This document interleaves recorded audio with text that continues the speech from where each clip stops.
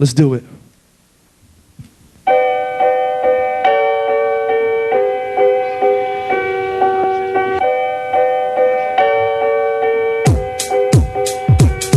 Forever before the creation, order was Satan. The Son was with the Spirit and Father in glorification. Before worship, he was in a perfect triangle of love, chill with no one else.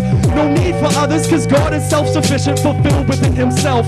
And we can only guess the conversation, but the Son agreed to rescue those the Father gave him. And although this Lord should be worshipped, he volunteered to take upon the form of a servant. The Father commanded, yet asked him to come. So now we'll examine the fashion it was done. Let me ask you if you seem confused with this. God passed through his own creature's uterus. I admit this is odd, yet the Bible can persuade me. An omnipotent God crying as a baby? No doctors around, no spot could be found to give birth to a child. The only option in town was to be born in a feeding trough with breeding cows and feces piles. The scene was foul, it wasn't fancy but raunchy. How the Son of God was born next to camels and donkeys. What an awesome feat to drop so deep and cop his sheep. He didn't step down, he took a quantum leap. And I'm amazed how God, infinite in wealth, put aside his fame and limited himself to time and space and eyes and legs. He died to save a violent race whose sin would bring him hell. Who'd assume that this could be? God became a man, penetrating into human history. But he did it completely opposite than people thought he would, so unbelievers mocking it. Who'd assume that this could be? You became a man, penetrating into human history, but you did it completely opposite than I thought you would, so I was mocking it. The promised Messiah did come in the honor of sire, but humbly rocking some modest attire.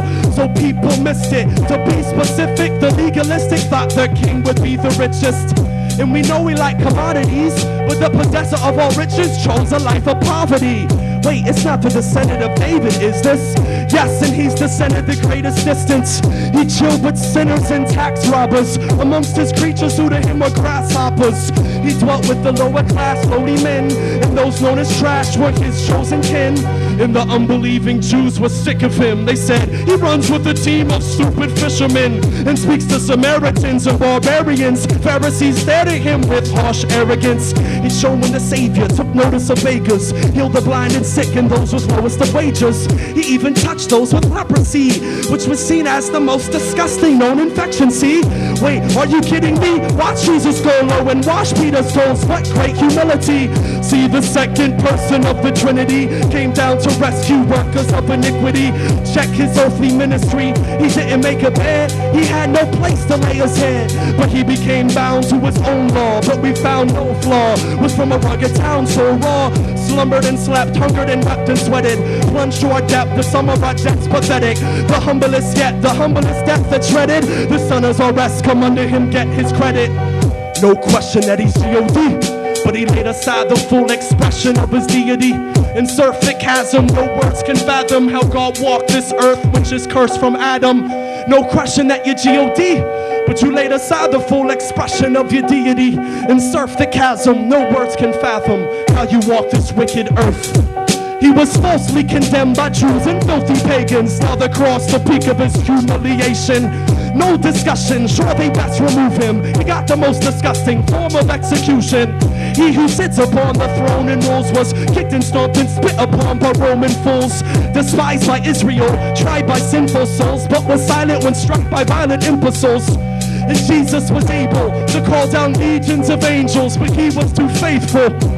Gracious and patient was him, yet he was hated and forsaken by men. Like Jews, they hated his soul. Judas betrayed him for gold. When it was tough, his crew was afraid, so they rolled. Suckers, they murked him. The suffering servant was beat up and looked like he was cut by a surgeon. Slaughtered, bleeding, gushing, oozing blood. The Father pleased to crush him whom he loved. So he probably didn't even feel the crown and nails. He had to suffer more than that to bring down the veil. Our eyes are hardy and our lies are naughty. The Holy Christ bore our sins inside his body.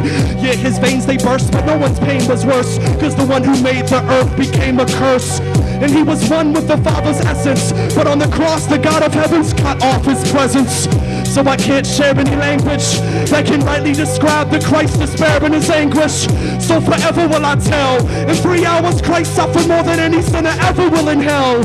He who had infinite joy and pleasure became a man of sorrow so we can join forever. He took a cosmic plunge, put on some lungs.